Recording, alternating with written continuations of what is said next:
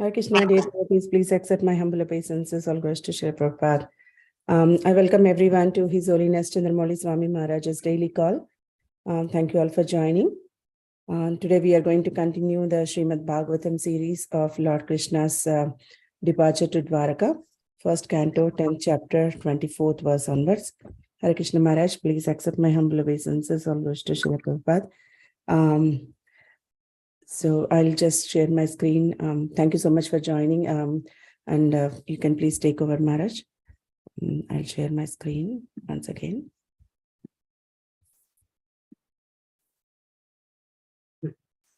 Om Namo Bhagavate Vasudevaya.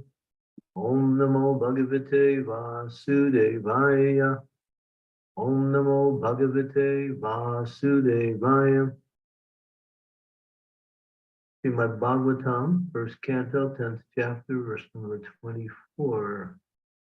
Savayayam Sakyarugita Satkato Vedaishu Gureshu Chagoyavadibihi Eka Isho Jagat Atma Lilaya Srinjatyavati Natatra Sanjate.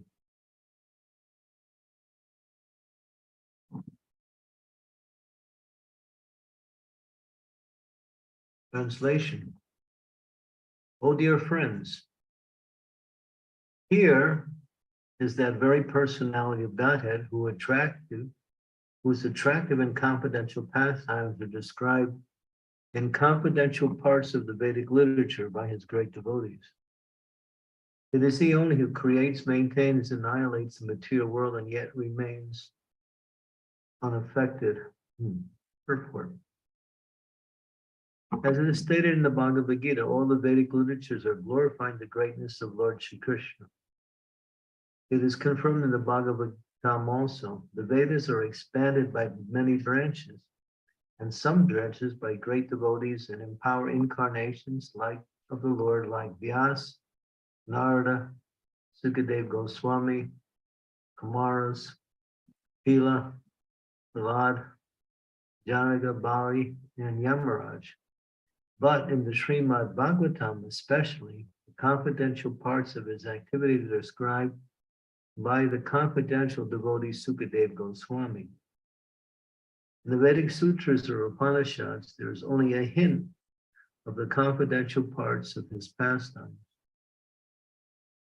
In such Vedic literatures as the Upanishads, the Lord has expressly been distinguished from the mundane conception of his existence.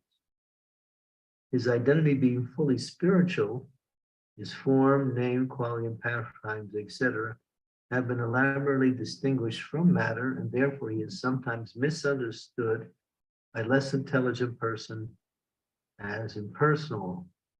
In fact, actually, he is the Supreme Person, Bhagavan, and he is partially represented as Paramatma or impersonal Brahman. Umagyantimirandasya Gyanajana Salakaya Chaksun Militam Yena Tasmai Shri Gurave Namaha Shri Chaitanya Mano Bistam Stapitam Yena Bhutale Swayam Rupakadam Nayam Dadati Swam Padadikam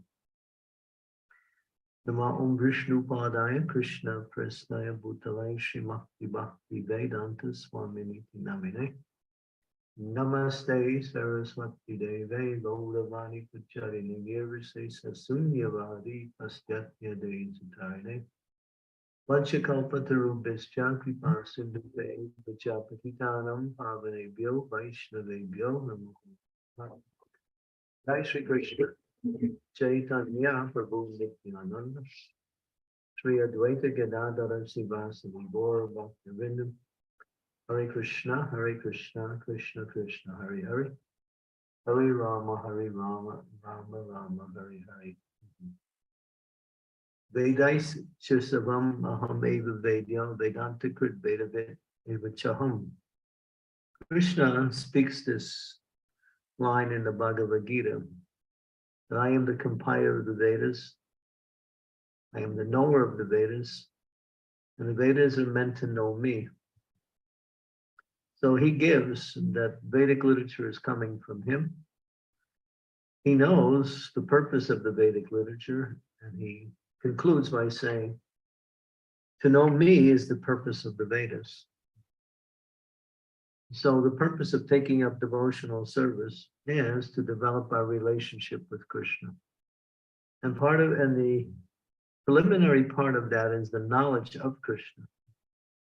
Love will follow as knowledge develops. And love will also follow through the process of applying knowledge in our day-to-day life and devotional service. But the goal of all Vedic knowledge is ultimately to prema pumartha mahan. Although the Vedas are vast and they deal with many aspects of spiritual topics, some of it is actually material. As Krishna also says in the Bhagavad Gita, he says, the Trividya Trigunya Visa Veda Nistrigunya Bhavarjuna Nirdwandwa Nitya Sattvasto Niryogan Shema Atvavan. The Vedas deal mainly with the three modes of material nature. He's talking to Arjuna. He's telling him to rise above these modes, become transcendental to them, be free from all anxieties and dualities for gain and safety in this material world, and engage, ultimately come to the platform of devotion. So most of the Vedic literatures are giving us some aspects of the Supreme Personality of Godhead in relationship to his connection with the three modes of material nature. And one of the things that are mentioned here, how it distinguishes him from the material energy, that he is the conductor of the material energy, he is also the source of the material energy, but he is aloof from the activities of the material energy, and he is not at all connected with the material energy in any form of his own identity. Otherwise, he is completely spiritual and transcendental to all material activities. These are some of the general knowledge. The more confidential knowledge is his relationships with his devotees in devotional service. And you'll see here it's mentioned empowered incarnations like Vyasadeva, the author of the Vedas, Narada, who is the guru of Vyasadeva, who teaches pure devotional service by traveling and enlightening great souls in the process of pure devotional service. Sukadeva Goswami, who is the speaker of the Srimad Bhagavatam, the Kumaras, Kapila, Prahlad, Janaka, all of these are called Mahajans. They teach the process of pure devotional service.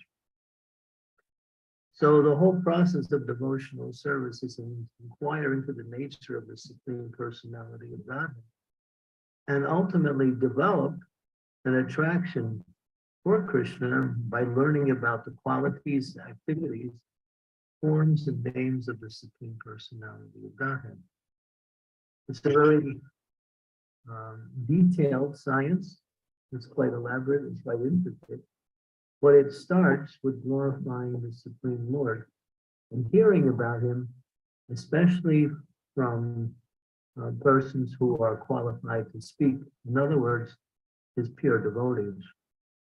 There's much knowledge floating around out there about spirituality and about God, also about Krishna, which is not authorized. It's surreptitiously put together by persons who are looking for some name and fame, have some little indication of what spiritual knowledge is, and use the principle of speculation on the absolute truth to give their own unique purports and discussions. This stuff is actually poison because it has nothing to do with the reality. Therefore, one has to hear very carefully and regularly. And we have to emphasize this point of regular hearing from qualified devotees, especially His Divine Grace A.C. Bhaktivedanta Swami Prabhupada, who is not only the founder Acharya of the Hare Krishna movement, but he's teaching pure devotional service as given by Krishna himself in the form of Sri Chaitanya Mahaprabhu. So when we hear regularly and try to understand, ask questions based on what we hear, we get a clarification. All of these are important, but just to hear about Krishna is not enough. We also have to hear about the process by which Krishna reveals himself.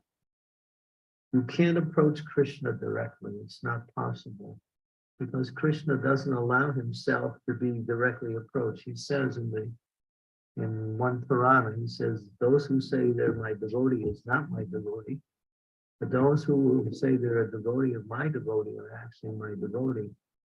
We can only approach the Supreme Personality of Godhead through his pure devotees, who are spiritual masters, or maybe also some of his internal associates who have developed pure love for him and can speak the glory of his glories and the process of attaining him through the process of pure devotional service. So this is a great science. All of this is very carefully enunciated in books such as Srimad Bhagavatam, Bhagavad Gita, which is preliminary knowledge, which is foundational to understanding higher knowledge. Bhagavad Gita is basic, but the basics form the foundation by which higher knowledge is built. If we want to build a building, you have to put a very strong foundation. Otherwise, whatever you build on top of it will become weak, and also when a big wind comes along, it will blow the building down. So our foundation in learning more about the nature of Krishna as it comes through higher knowledge from books such as Srimad Bhagavatam and Rupa Goswami's Nectar of Devotion. Also some of the more esoteric books such as Krishna's Pastimes in Vrindavan. Then before we can actually go into these realms, we have to have a clear understanding of how the process works. And basically it's hearing and chanting the glories of the Lord in association with devotees. And very carefully in following the instructions of and then we get an insight about the nature of God. Is God imperfect? Yes. But it says here, it's only a partial manifestation of his nature. Vedanti tat tat vat vidyams tat vyas jnanam avyayam brahmeti paramatmeti bhagavaneti subjite, that the absolute truth is one, but it's divided into three aspects of itself. It's important to understand the absolute truth is one, but at the same time, it's three. Three in categories, but one as the absolute principle of devotion. So Brahman, Paramatma, and Bhagavan. We are learning about Bhagavan, but we also have to learn what is not Bhagavan in terms of his different energies and how they work accordingly. His material energies, how he conducts the three modes of material nature, and how he allows those modes to develop according to the activities of the conditioned souls in the material world. How he manifests his energy through his existence, which is the all-pervasive impersonal Brahman effulgence, which sometimes is compared to the light of the sun, which is everywhere. So Krishna is the factual existence of all existence, both material and spiritual, because he is the ingredient by which everything develops. For instance, if you take gold and you make jewelry out of it, and you make gold bangles out of it, you make gold rings, gold earrings, and then after some time you dissolve all of these different forms, you come back to the essence is gold. Gold is the only thing there. It's been formulated in different forms of itself, but still the essence is gold. So in the same way, Krishna is behind everything. He is the ingredient force of everything, both material and spiritual. And all of the forms that are manifested in this material world are actually his energies working in different ways. But because he is the source of the energy, when the forms of the energy are ultimately destroyed, the energy remains, and that is Krishna himself. So that is his impersonal Brahman. Then there's localized Paramatma. He sits in the heart of all living entities. Although he is one, he is everywhere at the same time. Can we think of a person who is in one place, but at the same time everywhere at the same time? There is no such living being, but God has that function. He expands himself by himself, into different manifestations of himself, which are all the same. In other words, they all sit within the hearts of conditioned souls in the material world. But he also exists as Paramatma in the spiritual world to conduct his internal affairs of his relationship with the gopis and his intimate associates in the spiritual world. He also manifests himself as spiritual Paramatma to inspire exclusivity in relationship with him in the spiritual world. In other words, each and every person in the spiritual world has a direct relationship with Krishna, but each one is thinking that Krishna is only with me. Sometimes you see that you hear that in the Christian tradition, that how is it explained? Christ is the only Son of God. Of course, that is an ecstatic statement. It has truth in understanding that, yes, Christ can be with everybody at the same time and yet still only be one person. So Krishna is the same, obviously. He can be with he is with so many living entities, and each person thinks he's with me alone. Or the experience that one has is so exclusive that one cannot see anything outside of their relationship with Krishna. So as he manifests himself as Paramatma, the super soul within the heart of all living entities, he's directing the wanderings of all living beings and guiding us towards him in pure devotional service. And then when we worship him as his feature, as Krishna, the Supreme Personality of Godhead, beautiful boy of Sri Vrindavan Dham, and then we worship him in his complete form as the absolute truth, who has a loving relationship with each and every devotee in a personal way, not in an impersonal way, as he is with his other aspects of himself, but directly in a personal way. And then one worships him in that form. And that form manifests itself in different ways, especially in his deity.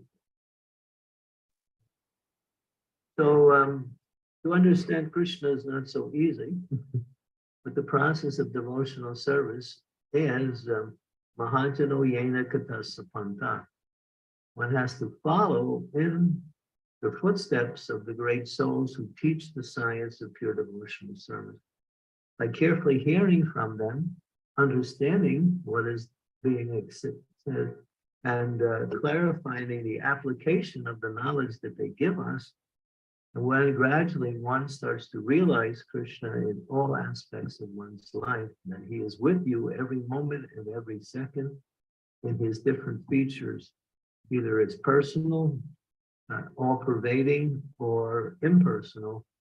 He manifests himself in all three of these different ways, but in the hearts of his pure devotees, he is the beautiful, loving boy of Vrindavan. When devotees become attracted to him in his personal form and engage in serving him in that way.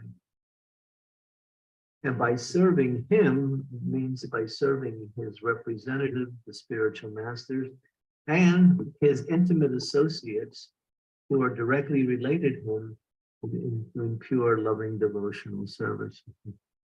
Then Krishna gradually reveals himself through that type of worship. We can't approach Krishna directly.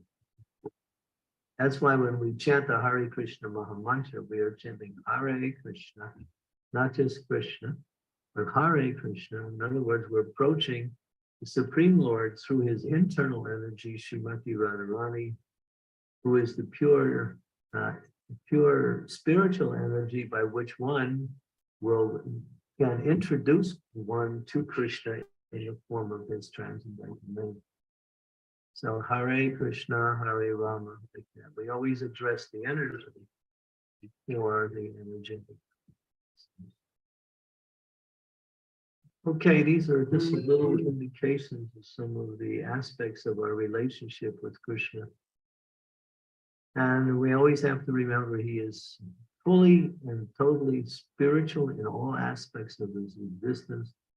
And yet he manifests himself in different ways through his different energies for the sake of creation, maintenance, and destruction of the material world.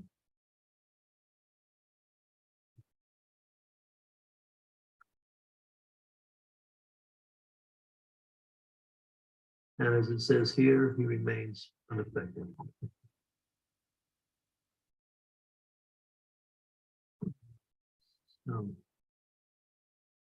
Go back to gallery.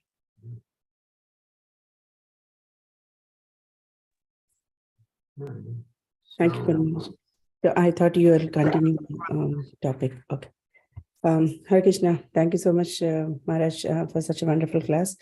You explained about how to develop relationship with the Lord, and also the three aspects of the absolute truth, and how Krishna is within us and inspiring us to develop relationship with him always, and through the guidance of spiritual master, we can easily attain Krishna. We can easily understand Krishna. Thank you so much, Maharaj, for such a wonderful class. Dear devotees, if you have any questions or comments, I see Raj Prabhu raised his hand. Prabhuji, please go ahead with your question. Thank you. Hare Krishna. Please accept my humble obeisances. All glories to Srila Prabhupada. All glories to you, Maharaj. All glories to all of the Vaishnavas. Maharaj, thank you for the very helpful class. I wanted to ask you a bit more about the Paramatma. Could you talk a bit more about that in terms of is each of the Paramatma, is the Paramatma in my heart and everyone else's heart, do they have separate identities, or is it just one identity? Is the internal energy included? So when the Paramatma, there's that Krishna and his internal energy. Could you enlighten us a bit more about the Paramatma, please? Well, there is some enlightenment mentioned in the Bhagavad Gita, especially in the 14th chapter, where it says, everywhere is his arms and legs, eyes and faces. In this way, the super soul sees everything. He sees and hears everything. So he is one, but he is not divided. When we think of things in terms of material, we think of you can only be in one place at a time. But spiritual doesn't follow that same principle. So Krishna is one, but he can expand himself in the same form of himself to perform different activities in different places, although the same form is one, and the function of the form is also similar, or form is one. So he sits within the hearts of the living entities. And through the process of devotional service, when the mind becomes fully engaged in devotional service, and the senses and mind are fully controlled in that service, then the super soul is already reached. And then one can be directly in contact with Krishna in the heart. And the spiritual master is the external manifestation of the super soul. He's called Antaryami. external manifestation of the super soul. So what we can't hear in our conditioned state is being described by the super soul in the form of the spiritual master, who is non-different than the super soul, in the sense that he's giving direction towards the conditioned living entities to reach devotion to the Supreme Personality of Godhead.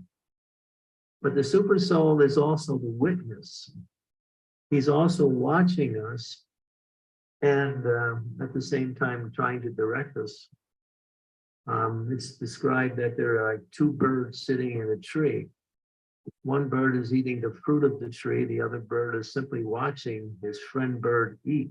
That's the one who is watching is Krishna, and the one who is eating the fruits, that means to those who are trying to enjoy this material energy, which is the conditioned souls.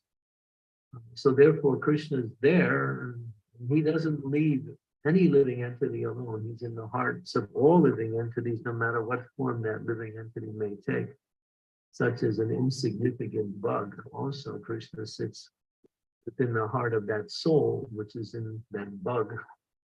And he is also in these lower than human forms of life, he's simply protecting or directing the living entity according to that type of body they have. But when we get to the human form of life, his role changes in the form of giving relevant instructions within the heart. And when you reach what we call what we say complete clear consciousness, in other words, when the mind and senses are completely fixed, then you can hear Krishna within your heart. And that hearing is non-different than what was being heard by your spiritual masters. Thank you, Maharaj. So if the identity is the same in everyone's hearts and he's there, so would he also be, for example, sometimes one devotee approaches another devotee just at the right time and says just the right things that devotee needs. So is that the Paramatma in the other person's heart directing somebody in another body? Yeah. Krishna is guiding everything through his energies. Paramatma is the direct devotional energy. Thank you, Maharaj. He's also directing through the three modes of material energy for the conditioned souls to enjoy matter. But that's not for devotee, that's for the non-devotee.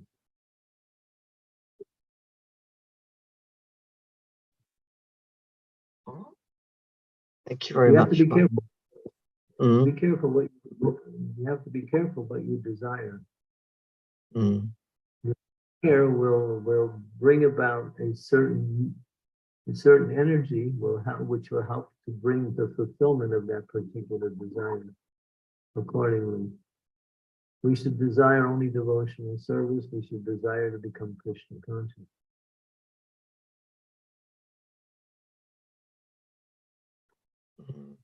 That will fulfill all of our desires perfectly and completely.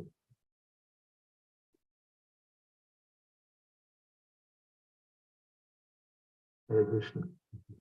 Hare Krishna. Thank you, Maharaj. Thanks so much. Other Bhakti, Mataji, you have a question.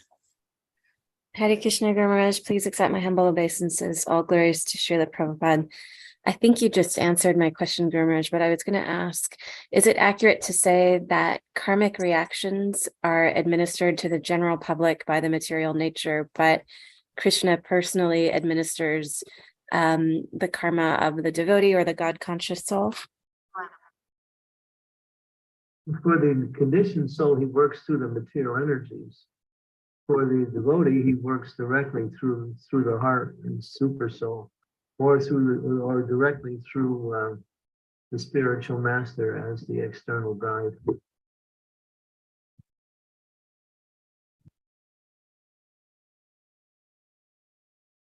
But he doesn't touch the material energy. He puts the material energy in place, and the conditioned souls desire to enjoy in a certain way, so that moves the material energy in a certain way and to help fulfill their desire to enjoy in this material world, according to their karmic account. So as Krishna says, I'm not the cause of anyone's happiness and distress. Material energy is. But for devotee, he works directly. He's going to tell you it's coming up to class time, and you're thinking, boy, I want to do something else instead of going to class today. I need a break. And then Krishna will say, no, go to class. You'll actually get more from it. So you're thinking your intelligence is working, but he's working through your intelligence to guide your intelligence in the right direction. It's really sweet. Is it accurate? Sometimes we tell newcomers to the path that Krishna is personally administering this difficulty for you as a way to get you to turn to him. Is that an accurate statement for people who are on the bhakti path versus the general public for whom it's material nature administering a reaction? Yeah. For devotee or for those who are practicing devotional service, he's going to arrange things in such a way, according to the person's ability to respond and direct them in a particular way. He says that I am the ability in all living entities. And the thoughts that come into your mind are also inspired by your own desires, but formulated by the super soul also. You have to realize we're 100% controlled, either materially or spiritually. Nobody has any independence. Our independence is to choose between material and spiritual. That's what is called limited independence. When we choose one of the two categories, then we put ourselves either under the Krishna directly or Krishna indirectly to his material energy.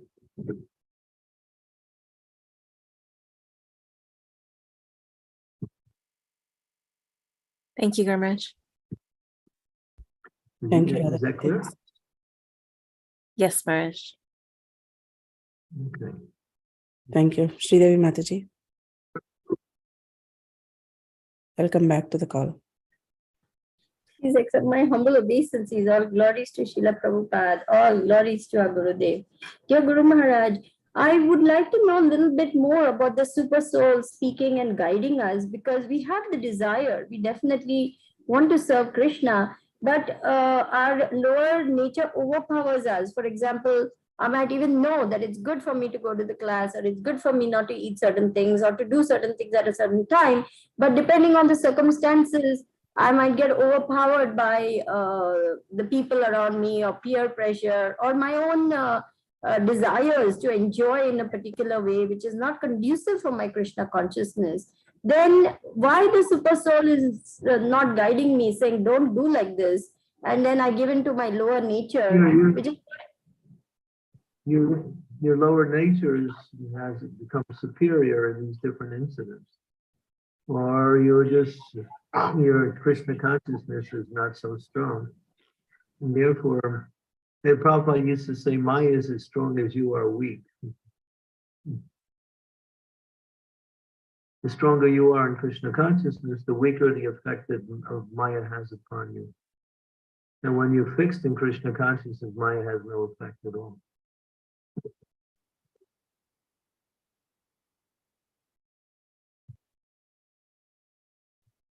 Most of us are mixed.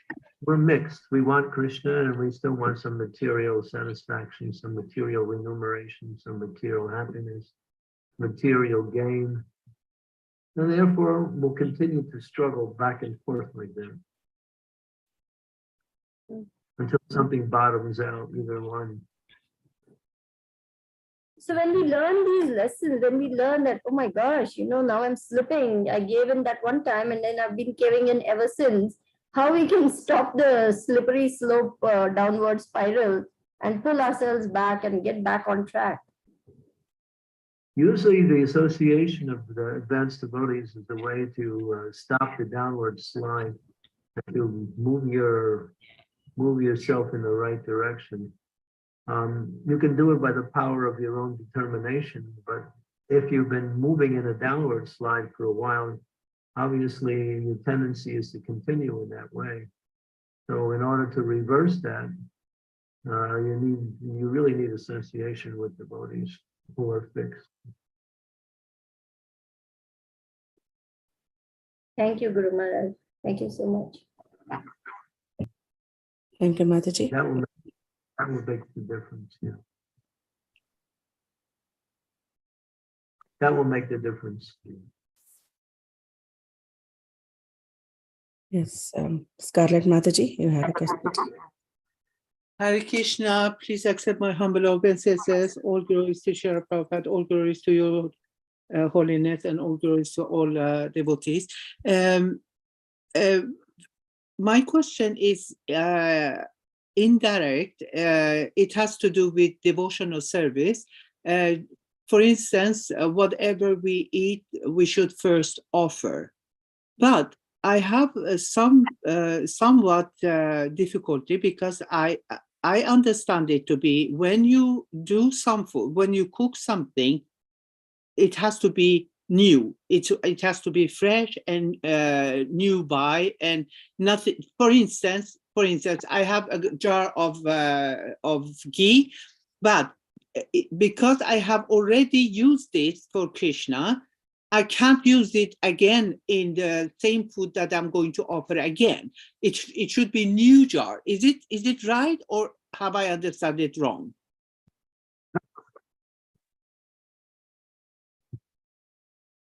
You have deities there? You have deities? No. I don't have any deities. No, I don't have any deities. No, I just do it and put it in front of Krishna's picture. Yeah. Okay. Best to use fresh each time. Mm-hmm.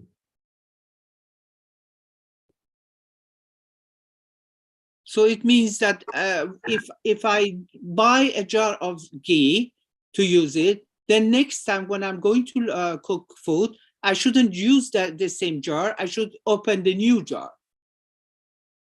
Is that right?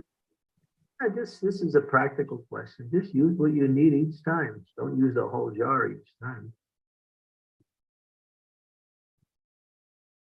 Mataji, Maharaj is saying that you can use the same jar until you finish it, and you can buy a new one when it is finished. Okay. Then, thank you very much. Thank you. Prabhuji, you have a question? Arjunacharya Prabhuji.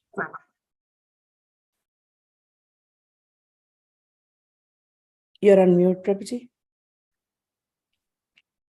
Yeah. Please accept my humble obeisance. No problem. I had a question about, because yesterday there was a lecture at the temple and they spoke about transcendental knowledge with others. And the people from other religions were categorized as the pious people who are mentioned in Bhagavad Gita, the inquisitive, the desire of wealth, and the other two. I was wondering, it was also mentioned that there are some obstacles, even though the pious people, for people in our tradition, there may be some obstacles when sharing, because there's other people exclusive, and they don't accept, if you accept these tenets, then you don't accept them, then you go to a bad place. So it may be difficult for our tradition to share with that tradition. But I was wondering the process of interaction with those pious people from other traditions, if it so happens that they give us some instruction. I was wondering how much the super soul is acting through those pious people who may be following different principles than we are, but nevertheless they still work with God in their own way. But they sometimes give us instruction, oh, you should do this.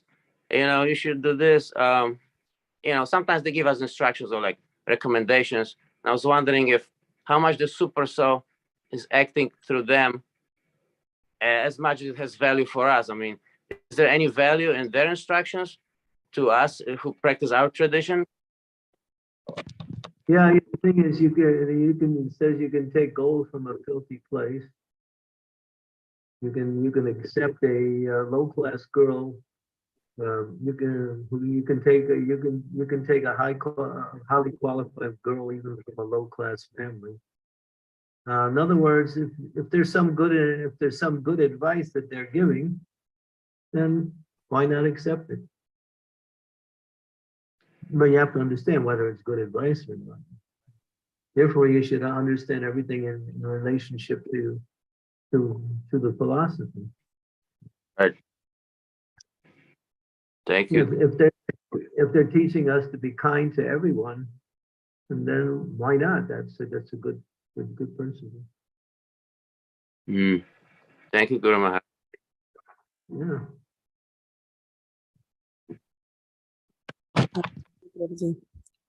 Dear devotees, any questions or comments? I suggest everyone to please turn on your cameras. It would be very nice to see all of you.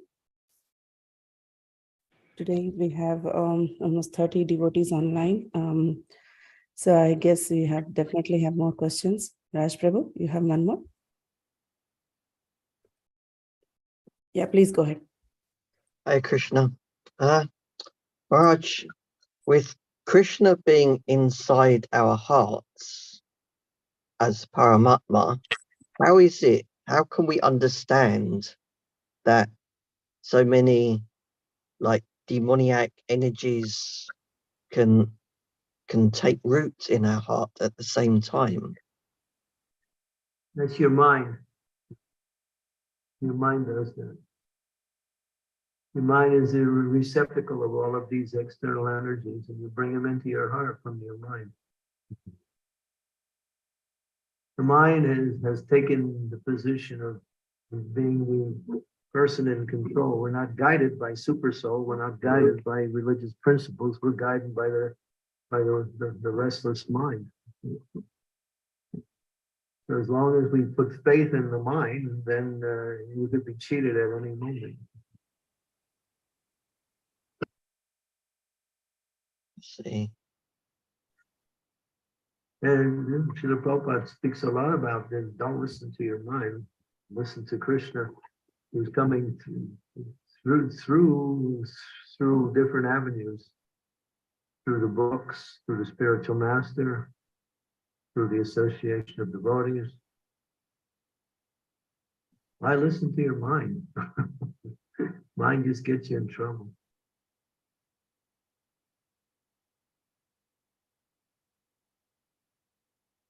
If the mind reflects the instructions of the spiritual master, then the mind can be accepted. But when it doesn't, the mind's very tricky. It will try to cheat you at any moment. The mind will always try to cheat you because it wants to get its own satisfaction and call it devotional service also.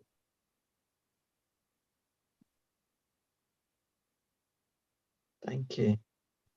Sometimes it's hard to distinguish whether it's your mind tricking you or if it's actually, sometimes you think that that's actually good for me and you can like justify it, but then you're not actually sure if your mind's just trying to justifying it. Yeah, check what the mind's saying in relationship to the instructions given by the spiritual master in scriptures.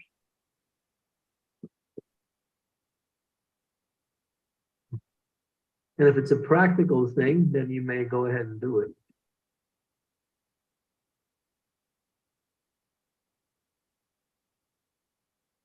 The mind will say, well, this person said something about you to this other person last week.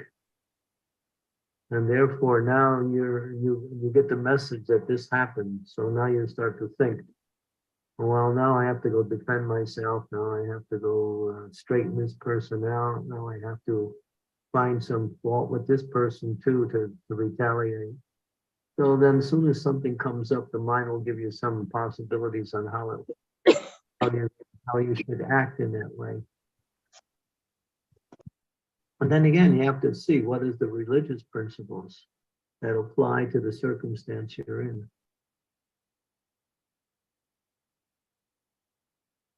It's called Shastra Chakshus. Shastra means scripture and Chakshus means vision or eyes. One has to see through knowledge, through scripture, not through these two little balls we call vision receptacles.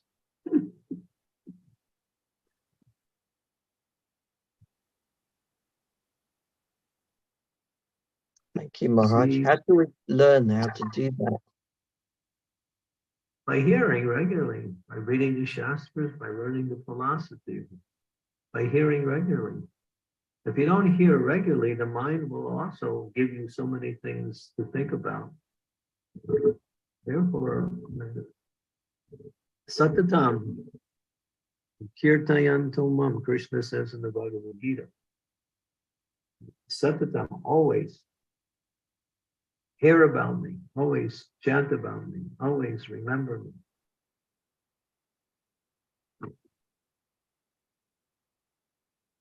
And as I explained yesterday, why, even if you're doing all of these things and you're still going on with your day-to-day routine work, such as family and occupation, this remembering of Krishna will not interfere with the activities on the material level. They will not block it. In fact, they will enhance it and turn it into something spiritual. Try to remember Krishna. Prabhupada said, you have to think of something. Why not think of Krishna?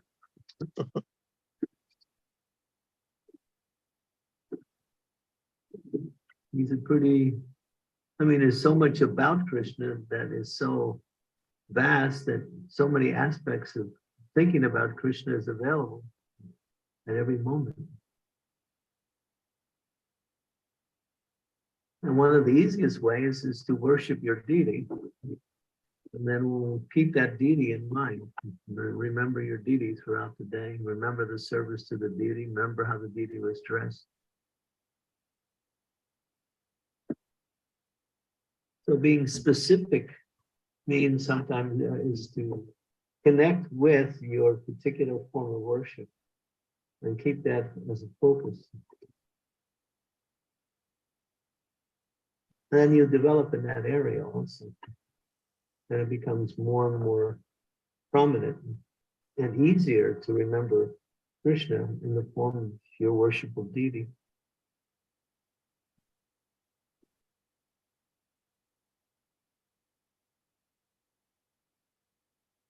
That's very helpful. Thank you, Maharaj. Hare Krishna. Prabhuji, such a nice question. Thank you so much. Sridevi Mataji, you have one more question? Yeah, please, if you will just bear with me. Guru Maharaj, I have this question. Supposing I resolve, I really want now to not waste any time. I really want to use everything I have to make devotees very happy and do the very best I can at in all situations. What is the service I should be doing so that devotees become very happy and joyful?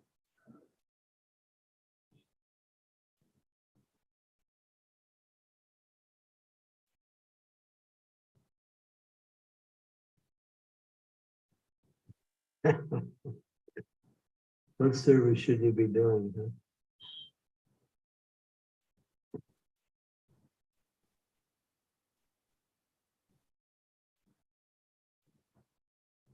Well,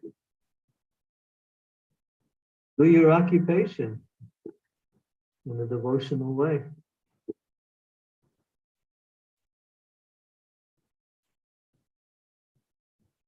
Which is connected to devotional service anyway, directly.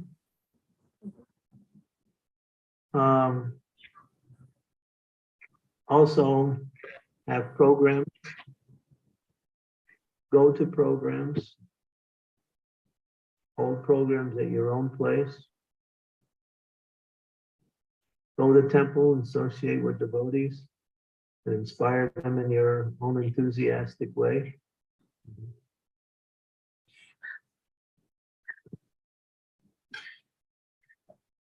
You used to do that when you were in America. You would go out and just chant to some of the people in the park.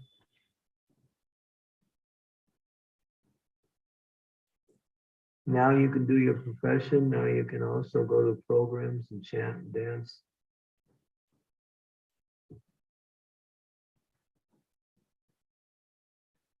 Kanchana wants to make pizza for the devotees. Okay, point noted. Yeah, sounds good. Yeah, whenever you think of something, oh, all right, I want to serve the devotees in this way. And then do it. Yes, Guru Maharaj. I'll give you an example. There's this one devotee in Denver, Colorado, my god sister. She's my age. She's she's older than me. She's in late 70s. But she does pujari work for Radha Govinda in Denver, Colorado. And she gets the maha from the deities. And she'll take some of the maha and put it into little bags. And then she'll be out and about throughout the day doing other services. She meets somebody, she'll give them a little bag of maha. And say, this is for you. Or she'll sometimes during the Sunday feast, she walks around with little books and says, here's a nice little book for you. And she's sincerely been doing this practically for many, many years. And everybody knows her that she's always ready to give something to someone, usually a guest or a devotee, some prashadam, some book. Sometimes she talks to them.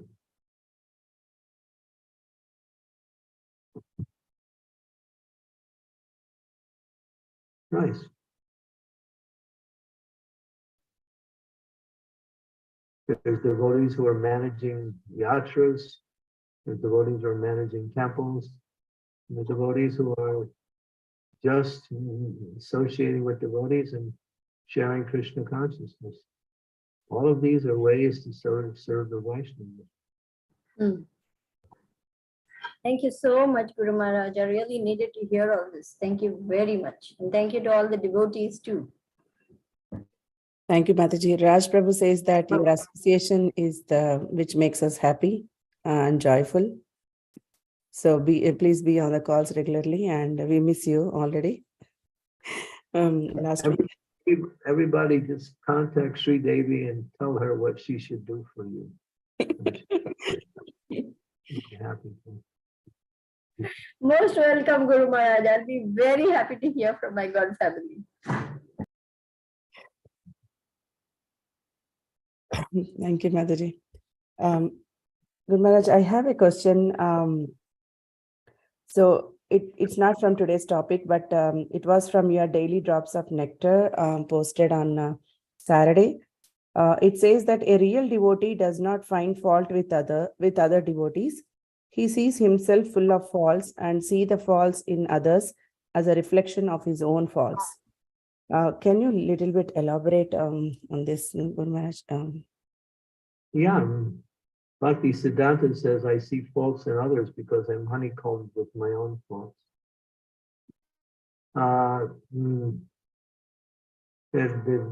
Christ says, take the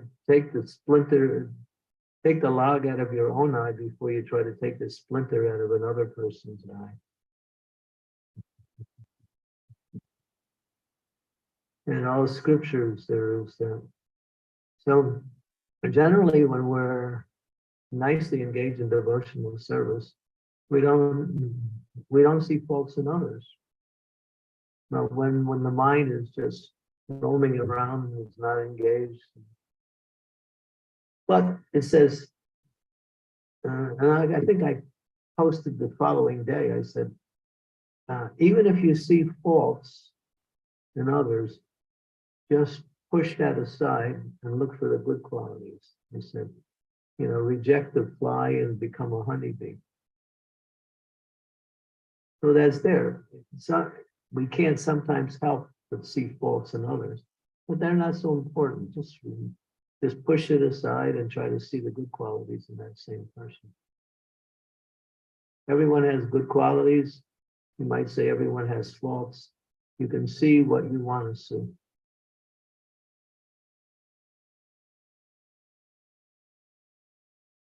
And if you focus on the faults, then your mind becomes disturbed, and then you can't really, and then a lot of times you start speaking these things, and then you start committing offenses.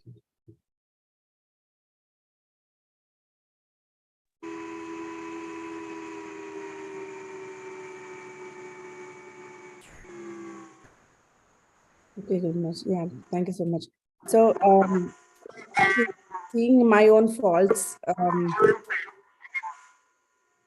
are you able to hear me, Maharaj, properly? Yeah. Okay. I hear some disturbance. I don't know. Yeah. So change the fly into the honeybee means like whatever faults I am seeing in others, like turning them into, or like I should not see them as a fault, or I should ignore them, and I should only see the good qualities in them. So that's what I have to train my mind, Maharaj. Even if you see faults, it's not important. It's not just focus on the good. Mhm. Okay. There's 4 categories. One is those who see faults in others, even if there's no faults there. Daksha found fault with Lord Shiva. He was faultless, but he found fault with Lord Shiva. Therefore, he was blaspheming Lord Shiva. And then better than that is to see faults and good qualities side by side and focus on the good qualities. Higher than that is to see a person's faults as potential good qualities. Mhm. And then that is to see not to see any faults at all.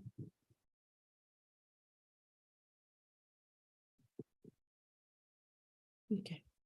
Thank you. Thank you, Maharaj. Thank you so much. Namrata Mataji, you want to go ahead? Hare Krishna Guru Maharaj, please accept my humble obeisances. All glories to Srila Prabhupada, all glories to Lotus Feet, and all glories to the present devotees. So, as such, I don't the fault finding tendencies which Srimati Mantaji was talking about, and really, I wanted to thank you for the daily drop, the last daily drop that you sent on the 4th. Which says that you should be like a honeybee. When you find fault in somebody, you should immediately look for some good quality in that person. So I was really contemplating when we had that fault finding lectures that since we have so much anarthas and within ourselves, it is we really make a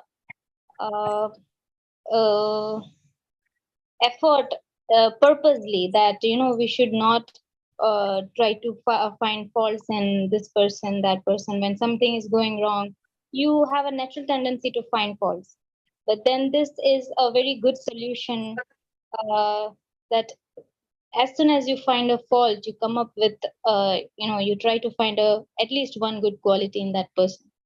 So thank you for this solution. Let me say something. Bhaktisiddhanta Saraswati says, when you see the faults in others, look within yourself and see why you're becoming disturbed. What is it about you that is becoming disturbed when you see faults in others? Seeing the faults in others, he says, when you see faults in others, look within yourself and see what is causing you to become disturbed. What is it about you that causes other people's faults that causes you to become disturbed?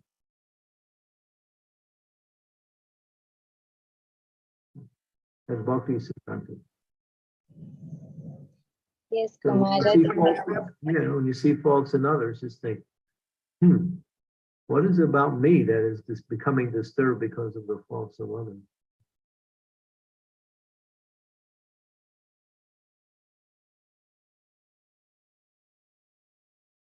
Well, he says it, let me clearly. He says, when the faults of others disturb you, look within yourself and see what is the cause of that. Why are you becoming disturbed?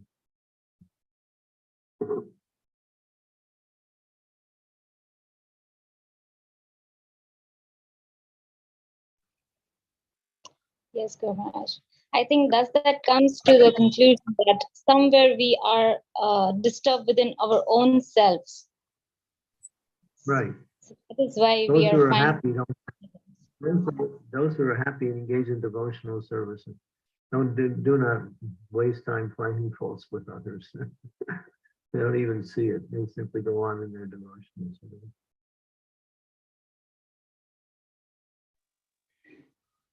Thank you, Guru Maharaj. Thank you very much. Hare Krishna. Thank you, Mataji. Scarlett Mataji, you have a question? Yes. When you say when you get disturbed by others' behavior, looking within yourself, of course, it could be, for instance, when you see someone lying and in the form of being a devotee and lying and cheating and doing things. It could be because I got someone who lied to me or cheat to me. So of course I get disturbed by it, but it doesn't mean that I am now there and policing people. It's not that, but it's that I just wonder how come it happens without nobody doing anything about it. This is one thing. The other thing, when our mind, for instance, I really try to do all that I can. I chant and chant and chant. Sometimes something happens and I start thinking about something which has nothing to do with my sitting chanting or anything. Then I wonder, could it be that Lord Krishna having fun by playing in my mind? I don't know. You can't tell you yes or no on that. I don't know what's going on in your mind. I don't know. But, point is, just stay focused on the positives. Just stay focused on Krishna, on devotional service. And all of these negativities will go away simply by, when you bring in the sun, the light of the sun pushes out the darkness of ignorance. Bring in the sun of Krishna, and all of these negativities will fly away. Thank you.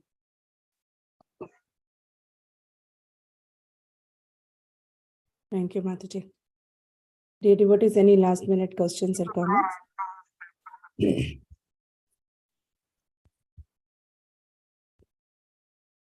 Maharaj, I don't see any questions raised. Okay, yeah, Sukhava Mataji. Please go ahead, Mataji. Hare Krishna, yeah. Yeah. Hare Krishna, Guru Maharaj, please accept my humble obeisances. All glories to Srila Prabhupada and all glories to your lotus feet. In the connection with this fault finding question, Guru Maharaj,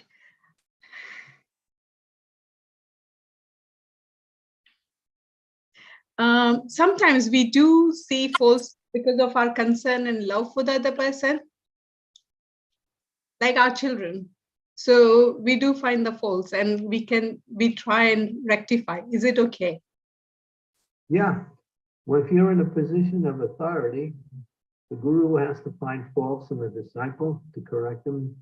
Parents have to make sure their children are behaving and acting and learning in the right way. The teacher in the classroom has to make sure that the classroom goes on properly and not allow disturbances to come. So yeah, if you're in a position of authority and it's your duty to conduct in a certain way, it's not about fault finding, it's making sure that that service goes on properly. Okay, thank you. very Parents much. with children, guru with disciples, teachers with students.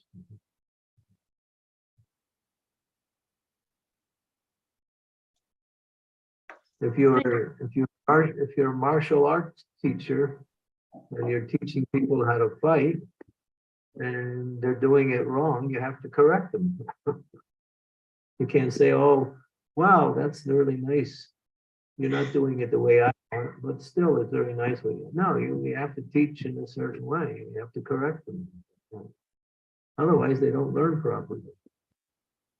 So teachers have to correct their students. But it's not that you hate the students, you're simply making the correction for the benefit of the student. You don't hate the children, you're trying to correct them so they understand what is the proper way to behave, the proper way to do things. Guru has to do that with his disciples also.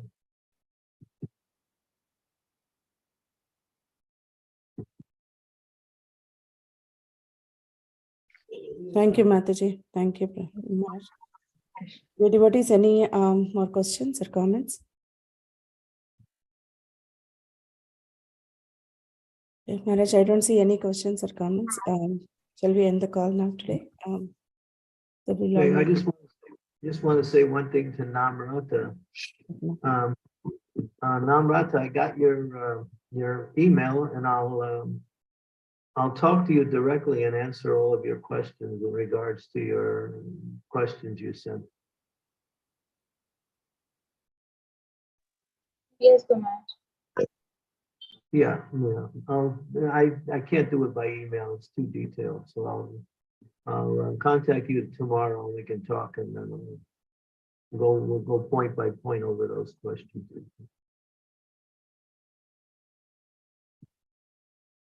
Yeah, I think that's the only way to do it. Okay, Guru Maharaj, no problem. Okay. All right, thank you very much. Thank you very much, Maharaj, for the wonderful class and nice question session. Thank you, our devotees, for participating. Rajesh Prabhu, Thank you for today. last minute question or comment? I just went to say Hare Krishna. Thank you, Okay. Maharaj. Thank you, devotee. Sorry to interrupt. Srila Prabhupada ki jai, Maharaj ki jai. Jai. Hare Jai. Krishna. Hare Thank you, Krishna. Guru Maharaj. Guru Thank you, Maharaj. Thank you. Krishna. Hare Krishna. Thank you, Maharaj. Yeah, thank you, dear devotees. Thank you, Hare Maharaj. Krishna, thank Beautiful. you, Krishna Guru Maharaj. Thank you so much, Guru Maharaj. Hare Thank Krishna. you very